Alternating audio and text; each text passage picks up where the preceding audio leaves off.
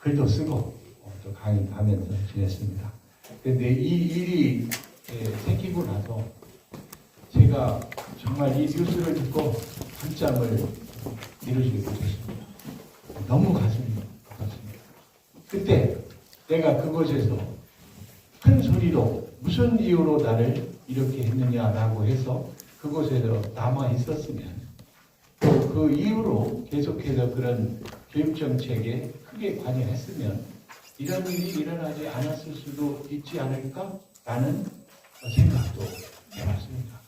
그래서 지금은 퇴직했지만 선배 교육자로서 정말 가슴 아프고 우리 교육계에 있는 모든 분들과 시민들에게도 제 스스로 마음을 아프게 하고 제 스스로도 반성을 많이 해봤습니다. 제가 몇 가지를 학생 입장에서 선생님 입장에서 학부모 입장에서 한번 생각을 해봤습니다. 학생들의 심리적 안정화 방안에 대해서 지난 그런 일이 있고 나서 제주특별자치교육청에서는 정신건강의학과 전문의를 14명을 위촉해서 정서적 위기를 겪고 있는 학생을 이렇게 지도를 해주는 걸 봤습니다. 우리 교수님 같은 분을 모셔서 우리 교육청에서도 우리 학생들을 어떻게 하면 위로해주고 학부모님들을 우려해줄까라는 것을 한번 고려해봤으면 하는 생각을 했습니다. 또 한 가지는 선생님들에 대한 심리적 안정화. 저는 교육청에 있을 때 교원 인사 담당을 주로 했습니다. 그러니까 97년도에 장학사 시험 이후에 교원 인사 업무를 아주 오랫동안 담당을 했습니다. 그러면서 제가 한 가지 느낀 것이 우리 이 교원들은 현재 국가 공무원의 신분입니다. 그렇기 때문에 업무를 행정공무원이 하는 업무도 우리 선생님들이 병행해서 하고 있습니다. 아주 특수한 경우죠. 외국에는 그렇지 않습니다. 선생님들은 학생들을 가르치는 업무에만 주로 하고 있는데 우리나라에서만 선생님들이 교육을 하는 학생들을 가르치는 일이 아닌 행정 업무를 하는 그런 일을 하고 있습니다. 아주 그것도 심각한 그 행정 업무를 다 하고 있습니다. 선생님들의 사기가 정말 그 행정 업무 때문에 가르치는 일을 제대로 하지 못할 정도의 그런 상황으로 도래합니다. 거기에서 선생님들이 어떤 자존감이라든가 이런 것들이 많이 떨어지고 그렇습니다. 이런 문제들이 보니까 우리나라뿐이 아니고 다른 나라에서도 종종 있지만 특히 우리나라에서 이런 것이 심하기 때문에 우리 선생님들에 대한 어떤 대책, 또 선생님들에 대한 업무 경감 이런 것들이 획기적으로 저는 일어나야 된다고 생각합니다. 왜 선생님들이 행정 업무, 행정 공무원화 돼서 일을 해야 되는지 지금도 제가 가슴이 답답합니다. 또 한 가지는 우리 인사 업무를 하다 보면은 학교에 계신 교장 선생님, 교감 선생님, 담당 선생님은 아무런 권한이 없습니다. 모든 인사 관련은 교육청에서 합니다. 인사권이 없어요. 그리고 또한 감사권도 없습니다. 감사권은 일반 행정공무원들이 와서 감사를 합니다. 그렇기 때문에 아까 먼저 말씀드렸듯이 이런 부분들에 대해서 행정 업무를 추진하고 그거에 따라서 업무에 대한 심리적 부담이 크겠죠? 왜? 감사에 걸리면 즉 나의 어떤 신분적 위협을 받기 때문에 그런 현상이 생깁니다. 이런 부분들을 우리가 아주 크게 개선하지 않으면 안 될 시점에 저는 와 있다고 생각을 합니다.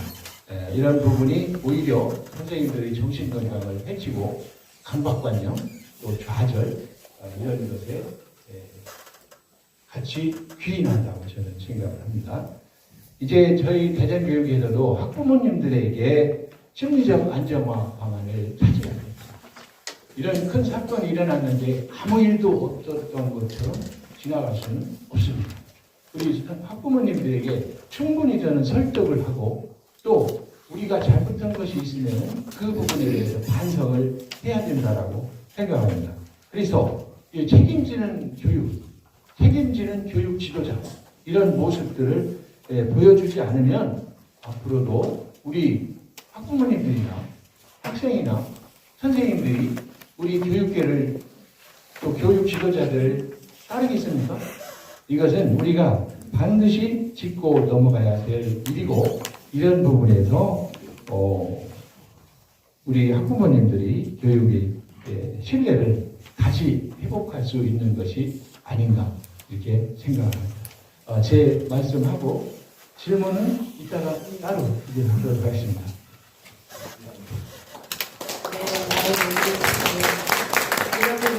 우리한테 꼭 필요한 말씀을 해주셨습니다. 보통 이런 사건이 벌어지면은 가장 첫 단계가 시급한 안전조치라고 하거든요. 그 다음에 두 번째 단계에서 조치되어야 할 그 심리적 어떤 안정화 작업 이런 것들이 따라야 된다고 합니다. 그 이후에 조직 문화를 개선한다든지 또는 제도 변화를 장기적으로 개발한다든지가 있는데 지금 현재 저희 대전교육에서는 여러 가지 교육부에서 내려오는 조치들을 시급한 조치는 하고 있지만 심리적 안정화 조치나 이런 것들은 전혀 준비를 하고 있지 않기 때문에 오늘 이 자리가 뜻깊다 생각을 하고 우리 교장 선생님 말씀이 구구절절이 다 우리에게 필요한 그런 말씀을 해주신 것 같습니다. 이어서 평소 제가 늘 사랑하고 존경하던 교육 후배님이시자 대전교육의 교원들을 바로 세우는데 초창기부터 애써온 대전교사노조 이윤경 위원장님을 토론 있겠습니다. 먼저 이렇게 뜻깊은 자리를 마련해 주신 우리 대전 미래교육연구회 정상철 대표님과 또 충남대학교 심리학과 DK 산업단에 감사를 표하면서 의미 있는 메시지를 담아 발제해 주신 전우영 충남대학교 심리학과 교수님께도 감사 인사드립니다. 저는 오늘 교사의 직업적, 정서적 안전을 통한 건강하고 안전한 학교 만들기라는 주제로 이야기를 좀 해보고자 합니다. 대전에서 많은 사건들이 있었죠. 학생의 여교사 화장실 불법 카메라 설치 성추행, 교권 침해로 인한 교사들의 안타까운 죽음, 졸업생에 의한 교사 피습 사건에 이어서 최근 대전의 한 초등학교에서 발생한 반사회적 성격 장애 교사에 의한 학생의 피살 사건까지 가장 안전해야 할 학교에서 벌어지는 사건 소식에 사회가 큰 충격에 빠져 있습니다. 또한 23년 여름을 기점으로 교사들의 죽음이 이어지면서 교권 침해가 얼마나 심각한 상황에 빠져 있는지, 공교육이 어디까지 무너져야 하는지 세상에 드러나게 되었습니다. 이로써 교육 전반 문제를 개선하기 위해서 우리 사회가 함께 책임을 져야 하면서 학교 구성원 모두가 건강하고 안전한 학교를 만들어야 한다는 사회적 공감대가 형성이 되게 되었죠. 사회는 어느 때보다 빠르게 변화하고 있습니다. 또 사회 변화에 발맞춰 학교 교육 역시 빠르게 변화하고 있습니다. 교육과정의 개정 주기는 10년 주기에서 점차 줄어들어서 최근에는 5년 이하의 수시 개정으로 바뀌었고요. 2025년도부터는 2022 개정 교육과정이 적용되고 있습니다. 그리고 올해부터 AIDT가 도입되었고요. 또 IB 교육과정, 늘봄학교 확대 및 고교학점제 전면 도입 등 변화하는 사회에 발맞춘 교육 정책들이 지금 대전시 교육 정책에 적용되고 있습니다. 교육이 어떻게 변화하고 있는지 그럼 좀 세 가지 측면에서 살펴보도록 하겠습니다. 먼저 교육은 돌봄의 영역까지 확대가 되었습니다. 조정 돌봄 교실은 방과 후 방치되는 학생들에 대한 안전하고 질 높은 돌봄을 제공하고 학부모의 방과 후 보육 및 양육 부담, 사교육비 경감 등으로 도입되어서 수요자들의 만족도가 매우 높은 상황이지요. 이렇게 학교 돌봄에 대한 역할은 점점 확대되어서 2023년 늘봄학교 시범을 도입으로 해서 지금 2025년도에는 전면 도입되어서 전국의 모든 학교에서 늘봄학교가 시행되고 있습니다. 문제는 교육의 영역으로 들어온 이 돌봄이 학교 학교의 교육적 영역에 대한 침범으로 인해서 많은 문제들이 야기하고 있습니다. 지역별, 학교별 돌봄의 질의 편차가 크고 예산과 인력의 이녀 또는 부족 문제가 나타나고 있으며 학생들의 안전 문제 등 새로운 문제들이 나타나고 있습니다. 두 번째는 개별화 교육이 강조되도록 교육과정이 변화하고 있는데요. 2015 개정 교육과정부터 중요 키워드 중 하나는 바로 평가에 있습니다. 학생들의 학습 결과뿐만 아니라 과정을 평가해서 모든 학생들이 교육 목표에 성공적으로 도달하게 하는 과정 중심 평가를 중요하게 생각을 하고 있는데요. 또한 고교학점제도 지금 전면 되었죠. 고교학점제는 개별화 교육의 핵심 요소로서 학생들이 자신의 진로와 적성에 맞는 과목을 선택할 수 있도록 지원해서 맞춤형 교육을 제공하고 학생들의 자율성과 창의성을 기르는 데 중점을 두고 있습니다. 세 번째는 디지털 정보화 교육으로서의 전환입니다. 2022 개정 교육과정에서는 디지털 리터러시 같은 새로운 역량이 강조되고 있습니다. 정부가 올해부터 AICT 적용을 통해 학생 개개인의 학습 수준과 속도에 맞춘 맞춤형 교육을 제공하려고 했지요. 그런데 기반이 마련되지 않은 채 졸속적으로 도입된다는 그런 비판을 많이 받았습니다. 그래서 필수 선택 도입은 유예되었지만 이후 AICT 도입 및 확산은 아마 필수적 요소가 될 것이고요. 가장 핵심적인 교육 도구로 사용이 될 것입니다. 교육은 이렇게 변화를 하고 있습니다. 그렇다면 이런 변화 속에서 교육 주체들은 어떤 상황에 놓여 있을까요? 저는 초등학교, 중학교 자녀가 있는 학부모이자 교사입니다. 그러나 오늘은 저는 교사의 입장에서 그럼 과연 무엇이 얼마나 교사를 좀 힘들게 하고 있는지를 말해보고자 합니다. 대전교사노조가 지난 2024년 스승의 날을 맞이하여 실시한 조직 및 교육 현장에 대한 인식조사에 따르면 무려 48.8%의 교사가 현재 교직 생활에 만족하지 못한다라고 답하였고요. 40.7%의 교사가 이직 또는 사직을 고민하고 있다고 하였습니다. 초중교원의 중도 퇴직률은 최근 5년 새 최고치를 찍었고요. 작년 기준 교대의 중도 탈락자는 전년 대비 34.5%나 증가하였습니다. 교육 현장이 얼마나 큰 위기에 처해 있는지 이렇게 많은 수치들이 보여주고 있습니다. 그렇다면 원인이 무엇일까요? 저는 원인을 좀 세 가지로 말해보도록 하겠습니다. 첫 번째는 우리나라의 교육 정책이 교육 현장과 동떨어져 있다는 것입니다. 우리나라의 교육 정책들이 발표되는 것을 보면 급변하는 사회 변화 속도를 급급하게 따라가려고만 하는 졸속 정책들이 남발되고 있는 것 같아서 안타까운데요. 실예로 AICT가 됐죠. 이런 일이 발생하는 큰 원인 중에 하나는 교육 정책이 만들어지는 과정에 현장 교사들의 참여가 전무하거나 제한되어 있다는 것입니다. 혹시 인터넷 공문이라는 말 들어보셨나요? 학교 현장에 계신 선생님들은 모두가 아는 말인데요. 새로운 교육 정책이 시행이 되는데 정작 가장 잘 알고 있어야 하는 교사들은 그 내용을 전혀 모른 채 언론을 통해서 이 내용을 접하니 교사들이 비판적으로 이르는 말이 바로 인터넷 공문입니다. 두 번째는 행정 업무의 과부담인데요. 한국교육개발원이 발표한 연구보고서에 따르면 최근 10년간 교사의 행정 업무 종사 시간은 늘었고 반면 수업과 학생 상담, 실제 교육 활동을 하는 시간은 줄어든 것으로 발표를 하고 있습니다. 또한 교육과정 기획과 재구성에 대한 자율성 또한 저하된 것으로 분석이 되었습니다. 연구진은 교사의 시간이 한정된 가운데 행정 업무에 많은 시간을 사용하는 만큼 상대적으로 수업 및 평가, 교육과정 재구성, 학생 상담과 같은 중요한 직무 수행이 소홀해질 수 있다라고 지적을 했습니다. 이 부분은 제가 교직에 있으면서 실제로 굉장히 크게 느끼고 있는 부분인데요. 불과 10년 전만 하더라도 제가 이제 지도서를 펼쳐서 교수학습 방법을 연구하고 또 교육 도구들을 만들고 방과 후 공부실에서 학생을 상담하는데 모든 시간을 할애했다면 지금은 아이들 학교가 무섭게 공문서를 처리하고 각종 시설 점검, 무슨 계획서 제출, 무슨 보고서 제출 등으로 또 퇴근을 할 때도 교과서와 지도서를 들고 퇴근하는 것이 아니라 각종 행정 서류들 또 여러 가지 또 보고서나 또 계획서가 담긴 저장 매체를 들고 퇴근하는 일이 더 잦아졌습니다.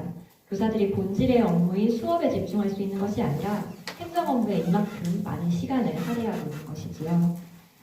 세 번째는 가장 큰 문제인 교권 침해 부분입니다. 교사들은 배움이 있는 교실을 갈망하고 있습니다. 그러나 현실은 어떻습니까? 악성 민원, 모도성 아동학대 고소가 난무하는 무법천지 교실이 되어버렸습니다. 23년, 잇따른 교사들의 죽음 이후 교육활동 침해 행위에 대한 여러 법안들이 마련되었고요. 또 최근에는 서희초 특별법이라고 불리는 초중등 교육법 일부 개정 법률안이 본회의를 통과해서 수업을 방해하는 학생에 대해서 분리지도가 가능하게 마련이 되었습니다. 하지만 문제는 여전히 교사들을 무고성 아동학대에서 보호할 수 있는 그런 방안이 없는 것입니다. 2023년 대전시 교육청의 발표에 따르면 최근 3년 새 교권 침해가 4배 이상 증가한 것으로 나타났습니다. 이제 교권 침해는 이 교사 개인이나 학교만의 문제가 아니라 우리 사회가 전체적으로 함께 고민하고 해결책을 모색해야 할 때입니다. 그렇다면 교육은 어떻게 변화해야 할까요? 한 아이를 키우려면 온 마음이 필요하다라는 말이 있습니다. 이 말은 교육계뿐만이 아니라 사회에서 이제 많이 통용되는 말인데요. 이를 우리 교육에 비추어서 다시 말한다면 학교에서 학생들이 배우며 성장하기 위해서는 교육 구성원 모두의 노력이 필요하다는 것이고 이 교육 구성원에서 교사의 역할과 책임감이 누구보다 중요하다는 것에는 아마 이견이 없을 것입니다. 교사는 누가 뭐라 해도 학생들의 성장과 발달에 큰 역할을 하는 교육 전문가인 것입니다. 그렇다면 교사들이 내는 목소리를 좀 경청해 주셔야 합니다. 그간 교육 정책을 결정하는데 교사들은 소외되었고 이는 교육 정책이 현실과 동떨어진 졸속 정책이라는 비판으로 이어져 왔습니다. 앞으로는 교사들이 교육 정책을 만들고 적용하고 개선하는 주체로 인정을 받아야 하면서 교사들의 전문성을 활용해서 교육의 질을 높일 수 있도록 정책 결정 과정에 적극적으로 참여할 수 있도록 해야 합니다. 교육부가 작년 6월 늘어난 학교의 행정 업무 부담을 경감하고 교원이 교육활동에 집중할 수 있는 여건을 조성하기 위해서 학교 행정 업무 경감 및 효율화 방안을 수립하고 안내하였습니다. 교육청에서도 동서부지원청에 학교지원센터를 설립해서 행정 업무 경감을 위한 노력을 다각도로 하고 있지요. 그러나 학교 현장에 있는 교사들이 체감하기에는 여전히 부족합니다. 교사들은 과도한 행정 업무에서 벗어나 본질적 업무인 교수 학습에 집중할 수 있도록 더 적극적으로 행정 업무를 줄이는 정책을 시행해야 하고 또 행정 인력 지원을 통한 비교육적 업무 이관이 반드시 필요합니다. 마지막으로 교사에 대한 사회적 인식 변화도 중요합니다. 교사들이 자신의 전문성을 인정받을 때 더 나은 교직 환경이 조성되고 학생들에게 긍정적인 역할을 미칠 수 있을 것입니다. 심리적 지원을 통해서 직업적 스트레스도 좀 줄여야겠고요. 또 사회 전반적으로 교사들의 가치를 인정하고 그들의 노력을 존중하는 문화도 형성돼야 합니다. 교권 보호는 교사만의 권리를 강화하고 지켜줘야 한다는 것이 아닙니다. 교권은 교사의 가르칠 권리와 학생이 배울 권리를 모두 포함하는 말입니다. 이 교권이 지켜져야 공교육이 살아날 것이라고 생각을 합니다. 학교 구성원들의 정서적 안정을 통해서 학교가 계속적으로 건강하고 안전한 곳으로 지켜지길 바랍니다. 감사합니다. 너무 좋은 말씀을 많이 해주셨습니다. 오늘 또 우리 교수님의 강의하고도 딱 맞아떨어져요. 교수님께서는 이런 모든 사건, 사고는 좌절사회에서 일어나는 일이다라고 하셨는데 좌절사회가 가지고 있는 모든 요건을 지금 이제 이 교사들의 업무에 몰입되어 있는 것 같은 생각이 듭니다. 이번 강의를 통해서 이제 이 사건을 본 우리들의 새로운 시각도 얻게 됐는데요. 교원들의 이런 좌절사회적인 어떤 그런 부분은 교수님 강의 중에도 나왔죠. 제도를 바꾸는 것이다. 제도를 바꾸는 노력을 계속해야 될 것이다 라는 생각을 하고, 교육이 잘 되려면은 사실은 학생과 학부모도 있지만 그 주체는 교사입니다.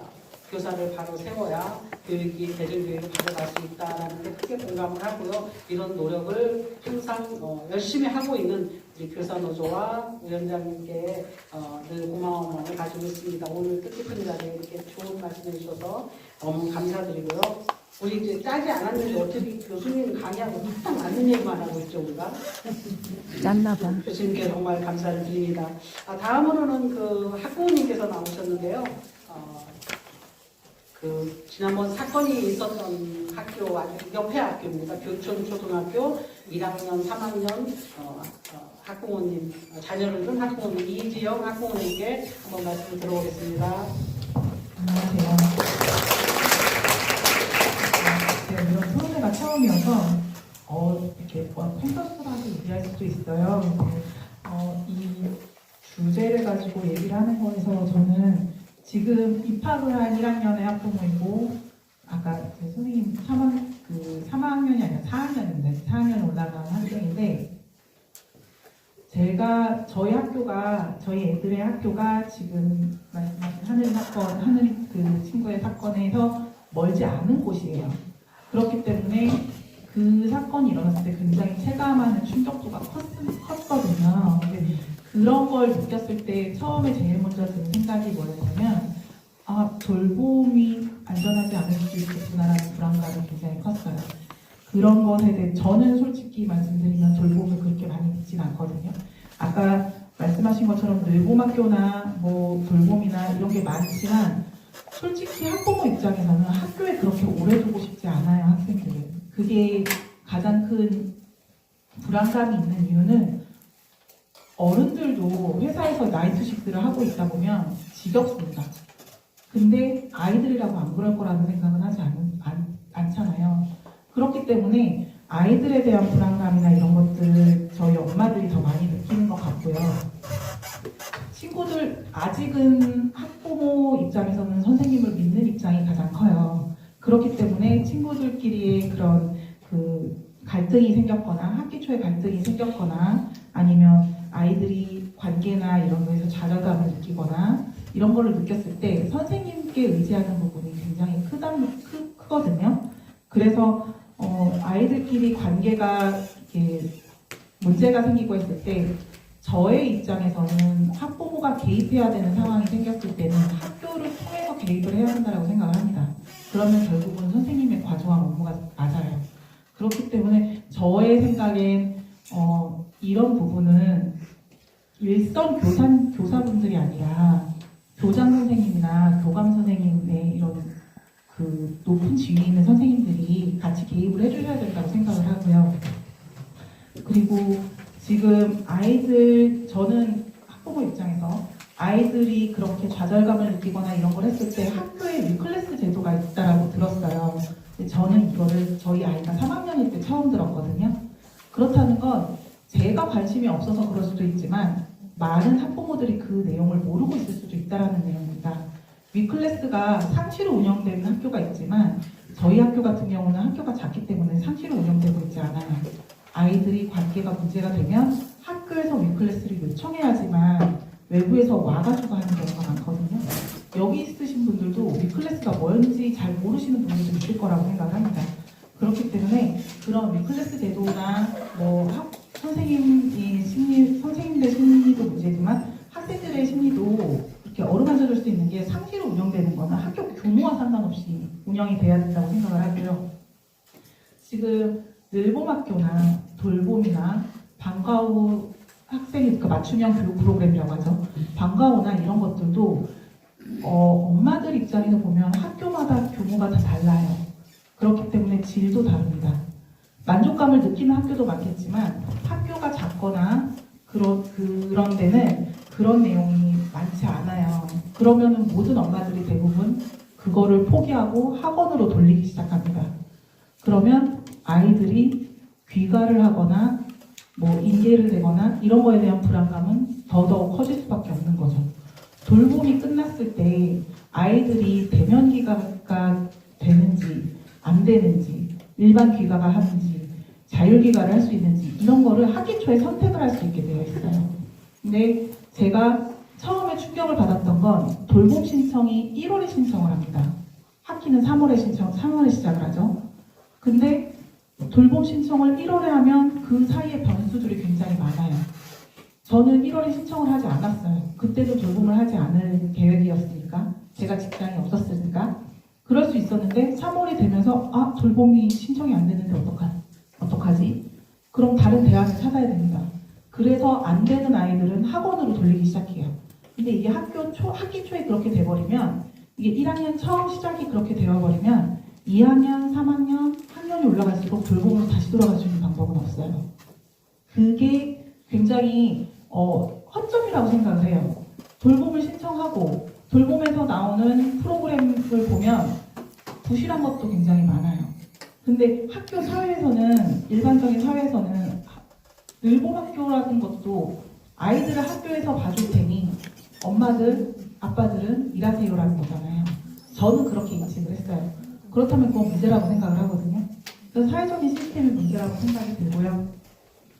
그리고 맞벌이 부모 같은 경우는 대면기가 절대 안 됩니다. 그럼 아이돌 홈 서비스 안 돼요. 그것도 힘들어요. 구할 수 있는 사람이 없어요.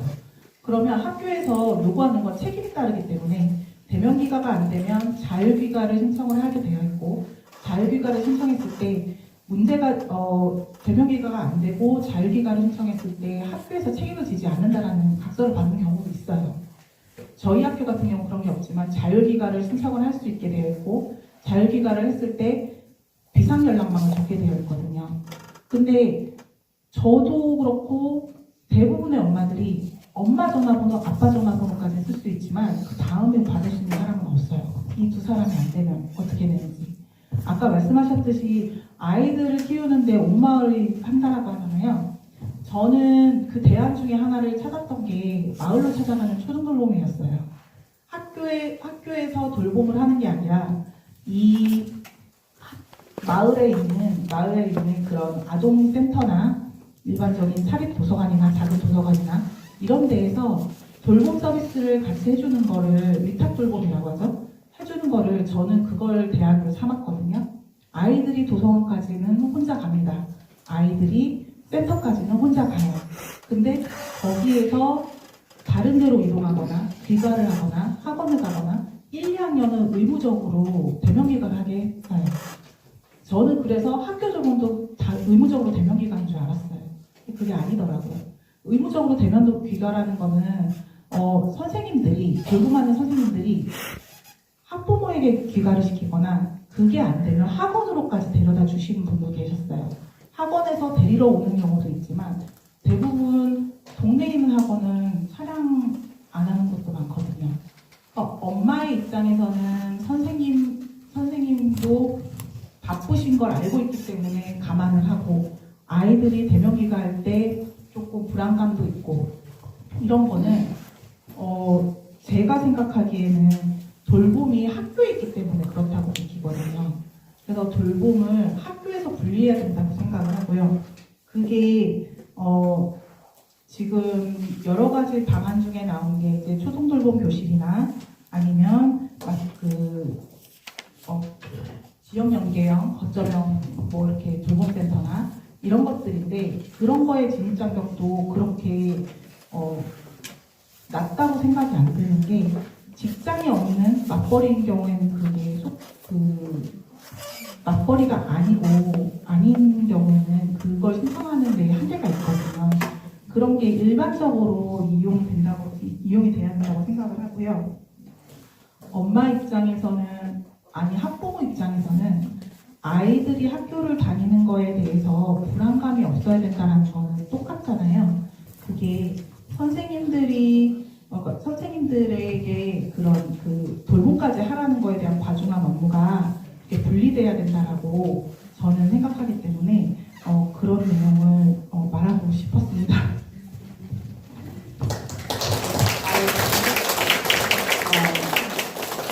감사합니다. 왜냐하면 이 토론회에 오시는 것 자체가 지금 아이들이 집에 있기 때문에 처음에는 이제 지인분들도 많이 오시기로 했는데 자녀를 돌보는 게 중요하냐, 이 토론회에 오는 게 중요하냐, 나가서 당연히 이제 집에서 돌보신다고 하고 이제 토론자이신 이정 학부모님만 오셨어요.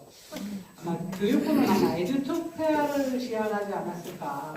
이게 이제 2004년도에 집에 가는 아이들을 학교에서 좀 가르치려고 방과후를 시작을 해서 이제 돌봄, 방과후, 그 다음에 명칭이 2010년도에 돌봄이라고 바꿨어요. 2023년부터는 늘 봄같이 따뜻한 학교, 늘봄이라고 명칭을 만들어서 아마 2026년도에 전면적으로 이렇게 아이들을 다 케어하겠다.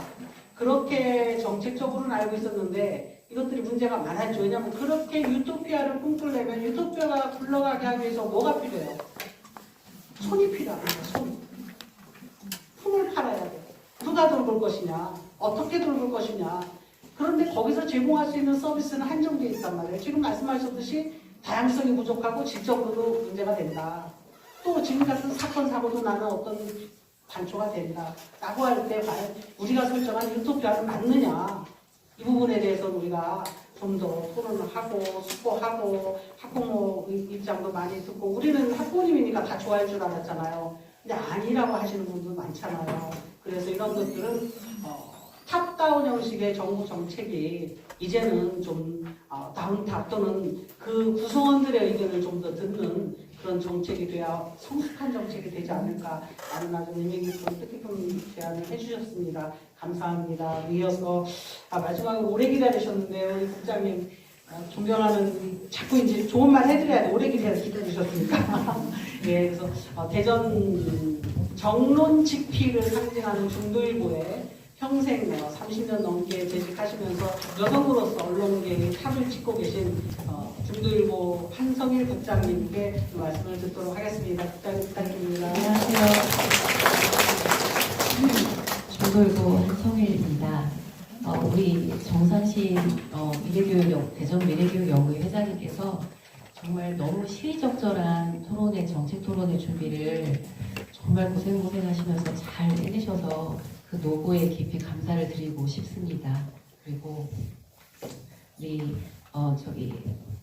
전우영 교수님, 제가 이제 처음에 여기 토론회 할 적에 이제 발제를 이제 부탁을 드리는 거를 회장님께 소개를 시켜드렸는데 오늘 이 교수님의 발제를 들으면서 너무 일단 흥미진진하고 재밌었습니다.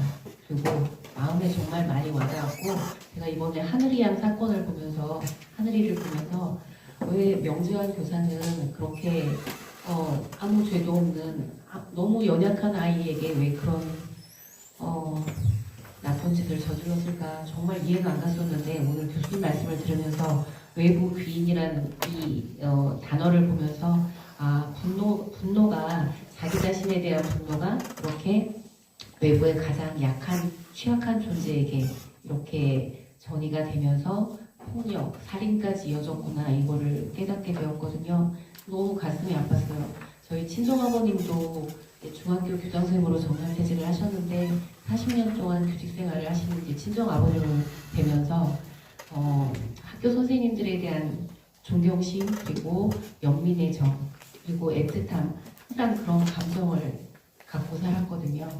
그래서 우리 이제 정상신 교장선생님도 저희 친정아버님과 같이 이제 교원연수원에서 저희 아빠가 장학사 하실 때 같이 이제 또 외국에 연수도 같이 갔다 오시고 수십 년째 아버님과 알고 지내시는 제가 존경하는 회장님이신데 이렇게 대전 교육이 저는 정말 땅에 떨어졌다고 무너졌다고 생각합니다.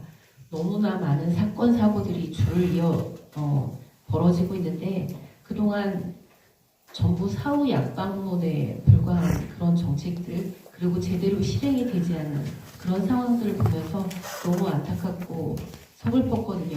근데 정말 사상 초유의 그런 비극적인 이번 사건이 발생하는 걸 보면서 얼마나 가슴이 아프던지 정말 눈물이 많이 났거든요. 전 국민한테 다 트라우마가 생기는 것 같아요. 그래서 이런 교육 상황은 정말 더 이상은 방치해둬서는 안 되겠다. 정말 꼭 대책이 필요하다. 그래서 이런 심각한 문제의식을 갖고 있는 상황에서 이런 정책 토론회가 이루어진 거에 대해서 저는 정상실 회장님께 정말 감사의 말씀을 드리고 싶고요. 우리 아까 홍성남 교장 선생님 말씀 제가 잘 들었는데 정말 선생님들이 학교 학생들을 잘 가르치기 위한 그런 교과, 연구, 요구와 그 학생들을 따뜻하게 가르쳐주는 그런 시스템이 돼야 되는데 너무나 많은 행정 업무 때문에 선생님들이 그 업무에 치여서 그렇게 제대로 학생들에게 전념을 하지 못하는 이런 상황이 너무 안타깝고 우리 위원장님께서 아까 여러 가지 조목조목 잘 짚어주셨는데요. 저 정말 선생님들에 대한 안타까움, 정말 연민의 점이 느껴져요. 그 명재환 선생님도 정말 그 공주교대에서 너무나 모범적인 선생님으로 학생들과 학부모들에게 그 존경받는 선생님이라고 들었어요. 그런데 개인적인 이제 가정사라든지 또 학교의 여러 가지 문제들로 인해서 마음에 점점 병이 깊어져서 결국 이런 비극적인 사건이 발생했잖아요. 그러니까 저는 정말 선생님들에 대한 그 마음 건강 이거를 돌봐주는 그런 시스템 자세가 교육 시스템이 반드시 이루어져야 되는 생각이 듭니다. 그래서 너무너무 가슴이 아팠고 우리 이지영 학부모님 말씀도 잘 들었습니다. 어린 초등학생 아이들을 둔 학부모님들이 이번 사태를 보면서 얼마나 가슴이 아프시고 걱정이 많으실까. 아까 교수님의 발제문 중에서 정말 이제 구타당하는 선생님에서 이제 자살하는 선생님에서 이제는 선생님을 두려워해야 되는, 무서워해야 되는 이런 상황까지 온 이 현실이 너무 비참하고 슬픕니다. 그래서 이런 정책 토론을 통해서 우리가 문제점을 다 인식했고 대안점을 지금 생각해보는 이런 자리를 통해서 앞으로는 우리 교육 세계에서 이런 비극이 더 이상 발생하지 않았으면 좋겠고 소중한 자리를 만들어주셔서 정말 감사드립니다. 어쨌든 이 오늘의 이 토론회와 발제 이거는 저희 중돌보 신문에 제가 잘 정리를 해서 내일 편집부에 넘겨서 모레나 저희 중돌보 칼라면 통판 와이드 유튜브 지면에 이렇게 나가도록 할 것이고요. 이 시간을 계기로 해서 우리 교육은 정말 모두가 다 반성하는 그런 시점인데 그게 필요한 것 같고요.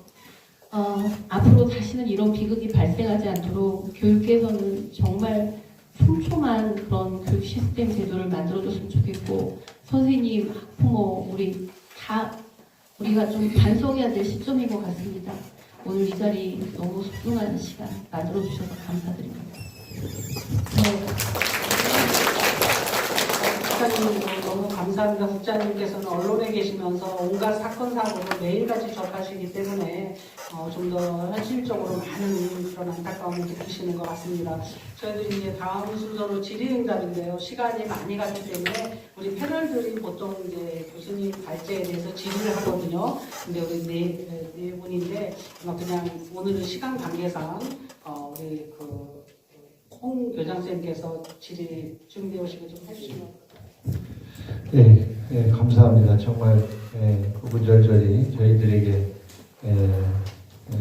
큰 도움이 되는 그런 말씀이었고 이런 좋은 자리 마련해 주신 이 정상수님 대표님 또 교수님 정말 감동받고 있습니다. 정말 좋은 말씀 감사했는데 제가 이제 한 말씀 제안 겸 해서 좀 드리고자 합니다. 제가 퇴직을 하고 나니까 후배들이 저한테 왜 이렇게 우리 교육계에 있는 교직계에 있는 선생님들이 비겁하냐 그런 이야기를 하고요. 비겁하다. 제가 깜짝 놀랐습니다. 왜 이런 문제점이나 우리의 어려움을 겪고 있는 교육 현장의 소리를 왜 좀 앞장서서 내고 또 그거에 대해서 개선하려고 하는 노력을 하지 않느냐 이런 이야기를 해요. 제가 많이 반성했습니다. 지금 아까 제가 인사모에 관해서도 말씀드렸듯이 지금 현장에 있는 교장, 교감선생님, 담당자님들 아무런 대책을 할 수 없도록 지금 시스템이 되어 있습니다. 인사 발령은 교육청에서 다 돼요. 그리고 그 관련돼서 어떤 조치를 하려고 그러면 그것들도 다 병원의 의사 소견, 무슨 의견, 뭐 어디 이런 것에 의해서 하면 그대로 따르도록 되어 있습니다. 그걸 안 할 수가 없게 됐기 때문에 현장은 이런 상황이다. 그럼에도 불구하고 무슨 사건이 일어나면 왜 학교의 그 담당자들 그리고 교육청에 있는 그 장학사님들이나 담당자들에게 모든 책임을 떠넘기는지 정말 개탄스럽기 짝이 없습니다. 저도 반성하지만 이게 바로 우리 이런 모습들부터 우리가 하나씩 좀 바꿔 나가야 되고 이런 교직원 인사 업무 시스템 이런 것들도 저는 개선을 해야 된다고 제안을 합니다. 그리고 또 한 가지는 우리 학부모님 참 너무 좋은 말씀 해주시고 그랬는데 뭔가 우리도 좀 해야 될 것 같아요. 제가 타시도에 가서 봤더니 이런 분이 계시더라고요. 지도자가. 즉 선생님들 그리고 교장교감 선생님들 성심껏 학교에서 지도하십시오. 모든 책임은 제가 지겠습니다. 그리고 또 그 지역사회의 중추적인 역할을 하는 지역사회 인사들이 모여서 협의체를 만들어가지고 학교에 어려움이 있으면 이분들이 다 울타리가 되어줄 테니 학교에서 학생들에게 사랑을 베풀고 또 원칙을 강조하는 그런 교육을 해주십사 하고 그분들이 울타리를 쳐준다고 그러더라고요. 그러면서 저희는 아주 자신감 있게 또 소명의식을 갖고 만족스럽게 근무를 하고 있습니다. 이런 이야기를 들었을 때 우리도 이런 앞으로 일을 좀 진행했으면 어떨까? 혹시 모니터링이 된다면 그런 부분도 해줬으면 좋겠습니다. 또한 우리는 토론이 많이 부족한 것 같아요. 우리 토론을 이런저런 많이 했으면 좋겠습니다. 그곳에서 어떤 것을 하냐 물어봤더니 대기 원탁 토론회 뭐 이런 것들. 또 선생님들이 이게 듣는다. 선생님들이 고충이 뭔가 선생님들에게 듣는다. 이런 자리를 많이 마련해주면 그분들이 뭔가 어렵고 힘든 얘기를 쏟아낼 거 아니겠습니까? 그런 것들이 정책으로 반영이 됩니다.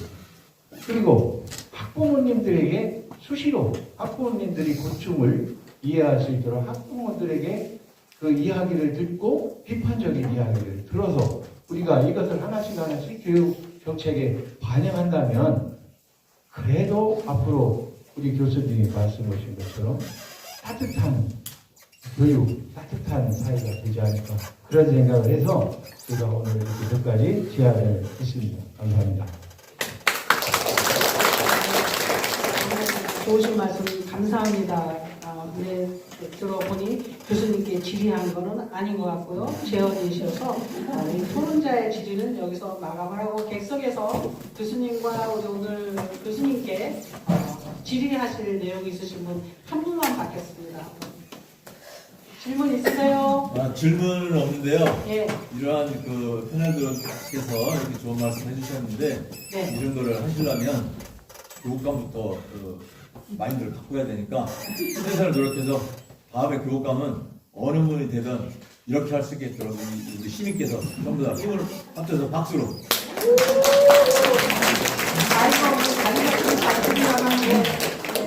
뜻을 잘 받들겠습니다. 예. 예. 교육계 대선배님이신 교장선생님께서 저는 딱 한 말씀만 드리고 싶습니다.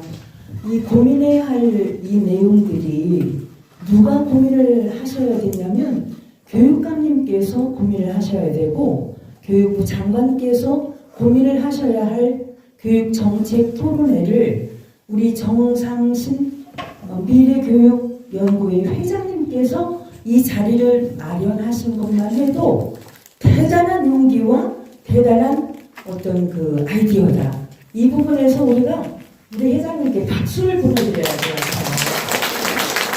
네. 저희들은 지금 그 대전에서 이루어지는 그 일련의 사태들을 보고 굉장히 마음 졸이면서 어떻게 이것을 수습해 갈 것인가 이런 부분을 예의주시하고 기다리고 있는데 아무런 무슨 깜깜 소식이 어떻게 하고 있다라는 소식이 전혀 저희들 귀에 들리질 않아요.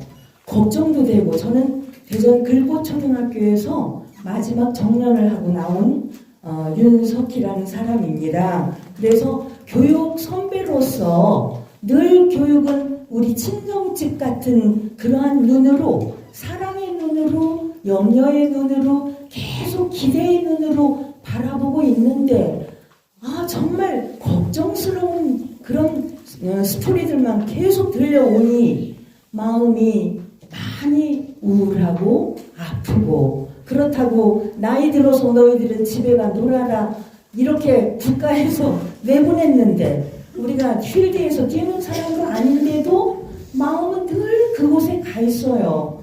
걱정이 많습니다. 그런데 그 걱정을 우리 회장님께서 이렇게 자리를 만드시고 자리를 만들기 전에는 얼마나 많은 고민을 하셨을까. 그리고 앞으로도 대전 미래교육연구를 위해서 얼마나 많은 고심을 할까.